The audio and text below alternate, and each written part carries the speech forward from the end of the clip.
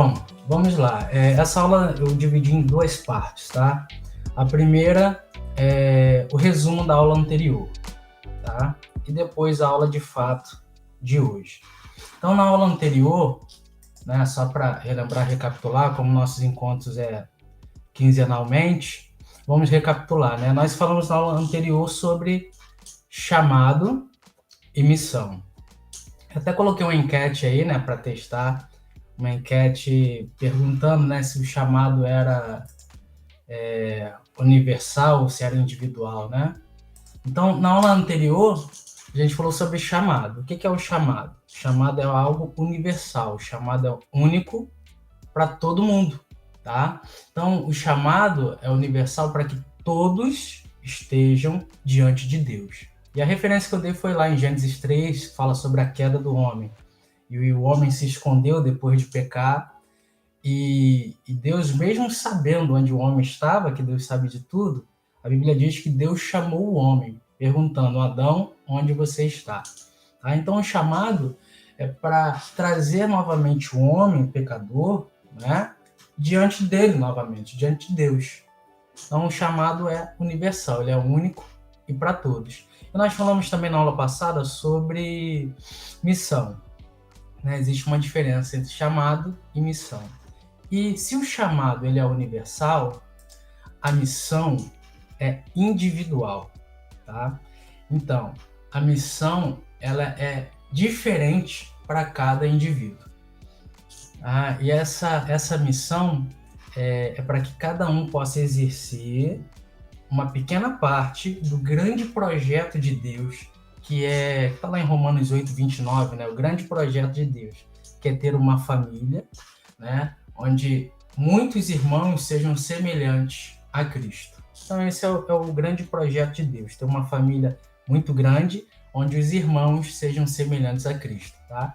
E aí, esse grande projeto de Deus, ele tem pequenas partes deles dentro de cada um de nós, tá? Então, isso é missão. Missão é individual. E a gente falou também sobre algumas características de uma missão. Eu falei de 3. A missão tem as seguintes características. Ela glorifica a Deus, tem que glorificar a Deus, tem que ser para a glória de Deus e não para a minha própria glória, por exemplo. Tá? Essa missão ela tem que apontar para o coletivo. Tá? Então, uma missão egoísta não faz parte ou não está condizente com a missão que Deus colocou dentro de cada um de nós. E a missão é maior do que você, é maior do que eu, tá? E aí eu lembro até que a gente fez um exercício, a gente, através da sua missão aí de vida, qual é um sonho que você tem de alcançar quantas pessoas para Cristo, né? E aí um falou 10, outro falou 100, outro falou 1000, né? Mas essa missão tem que ser maior do que a gente. Então o exercício foi para multiplicar, né, o nosso sonho por 1000. Então, em vez de 10 líderes, agora eu tenho que formar 10.000 líderes. Então, essa missão é muito maior do que eu, porque eu não consigo fazer sozinho. Então, a gente falou um pouquinho de Abraão, né? Deus chamou Abraão. Abraão, sai, né, da sua tenda, olha para o céu. Quantas estrelas é que tu podes? Assim será a tua descendência. Então, se tornou uma grande missão, se tornou um grande sonho. Então, Abraão não conseguia fazer aquela missão sozinho. Tá? Então, a característica da missão a missão precisa ser maior do que você. E a gente também, resumindo a aula, né, anterior, a gente falou sobre liderança, demos uma nova definição de liderança. A gente já tinha falado, liderança é mover pessoas. Mas na aula anterior a gente falou, liderança é trabalhar para poder morrer, tá? Então, se você morresse hoje, o seu sonho ou a sua missão teria continuidade? Essa é a grande pergunta, né? Se eu morresse hoje, o meu sonho, a minha missão, teria continuidade?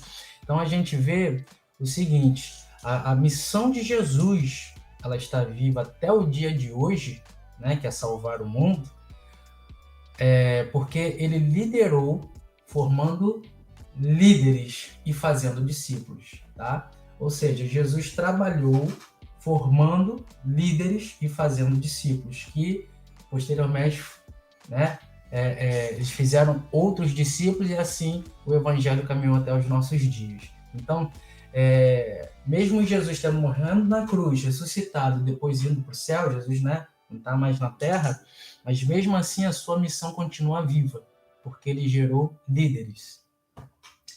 E aí, né, uma das grandes perguntas: qual é o objetivo, né, da nossa missão? Qual o objetivo que você tem com a sua missão? Tá? Só voltando um pouco, né, em relação à missão. A missão de um, por exemplo, pode ser, né, compartilhar princípios. A missão do outro pode ser restaurar mulheres, né, que sofrem. A missão do outro pode ser instruir pessoas, né, no caminho do Senhor. A missão do outro pode ser comunicar de forma ampla o Evangelho. Então, as missões, dependendo das pessoas, ela muda, porque a missão é individual. Mas a grande pergunta é: qual é o seu objetivo com essa missão? É expandir o reino de Deus ou tornar o seu próprio nome conhecido? Tá? Uma pergunta que a gente tem que se fazer diariamente. Eu estou querendo fazer o reino de Deus conhecido ou o meu próprio nome conhecido? Tá? É uma pergunta para que não entre em nós a arrogância, a soberba, né, o egoísmo e tudo mais. Tá? E aí a gente falou de um livro, o livro Formador de Heróis. Né? É um livro muito bom. E aí existe uma grande pergunta nesse livro em relação a liderança e a formar outras pessoas. A pergunta que esse livro traz é a seguinte: eu estou tentando ser o herói ou eu estou formando heróis? É uma pergunta também que tem que ser feita em tudo que a gente faz. Por exemplo, se eu estou na igreja, se eu estou louvando, adorando, se eu estou, né, ali no Ministério de Louvor, louvando ao Senhor, eu preciso me perguntar: poxa, eu estou tentando ser o herói, ganhar atenção para mim, ou eu estou formando heróis? Se eu estou pregando, eu tenho que fazer essa pergunta: eu estou tentando ser o herói aqui, ou eu estou tentando formar heróis? Tá? Se eu estou aconselhando, por exemplo, eu tenho que também me fazer essa pergunta: eu estou tentando ser um herói nesse aconselhamento, ou eu estou tentando formar heróis? Tá? Então, esse livro é muito bom. A gente trouxe até um resumo, né, a diferença de pensamento entre aquele que tenta ser o herói e aquele que tenta formar heróis. E aí, né, o livro traz o seguinte: pensando na multiplicação, o herói, aquele que quer ser o herói, pensa assim: eu acho que o ministério acontece por intermédio da minha própria liderança. Já o formador de heróis tem o seguinte pensamento: eu acho que o ministério acontece por meio da multiplicação de líderes. Então, existe uma diferença aí. No mesmo tema, um pensa de uma forma, outro pensa de outra. Tá? Então, por exemplo, ao multiplicar discípulos, como um herói, aquele que tenta ser o herói pensa. Ele pensa assim: eu compartilho o que eu aprendi para multiplicar seguidores. Já aquele que quer formar heróis pensa: eu compartilho o que aprendi para multiplicar discípulos. Tá? Então, é diferente. E vale a pena ler esse livro, Formador de Herói. Tá? E mais uma questão, em relação à construção do reino de Deus. O herói pensa assim: eu conto as pessoas que aparecem no meu negócio, ou na minha igreja, enfim. Tá? Mas o formador de heróis tem o seguinte pensamento: eu conto líderes que saem e fazem a obra de Deus. Tá? Então, um conta as pessoas que aparecem, que estão ali. O outro conta as pessoas que são enviadas. Tá? Então, basicamente, essa a diferença aí entre aquele que tenta ser o herói para aquele que quer sempre formar heróis. Tá? seguindo o resumo, a gente botou assim, como então formar heróis? Primeira questão é a mentalidade de multiplicação. Eu lembro que eu dei um exemplo que dizia o seguinte: pensa numa família inicial, um casal, né? E aí esse casal geram 3 filhos. O que aconteceu com a família? A família cresceu, tá? Agora, se esses 3 filhos casam e têm outros filhos, o que aconteceu com a família? Multiplicou. Mas se esses 3 filhos não têm outros filhos, a família apenas cresceu para morrer, tá? Então, crescimento é diferente de multiplicação. E uma das perguntas que a maioria dos líderes se fazem, uma pergunta até que errada, é assim: o que eu faço para crescer o meu ministério? Tá? E a gente até corrigiu como deveria ser a pergunta. Deveria ser da seguinte forma: como nós fazemos para multiplicar, não é mais crescer, agora é multiplicar, e não é o meu ministério, é para multiplicar o reino de Deus. Tá? Qual a diferença entre crescer o meu ministério, ou multiplicar o meu ministério, e multiplicar o reino de Deus? A diferença é a seguinte: não é porque a sua igreja, a sua célula, né, o seu ministério está crescendo, isso não significa dizer que o reino de Deus cresceu. Às vezes, as pessoas de uma igreja estão migrando para outra.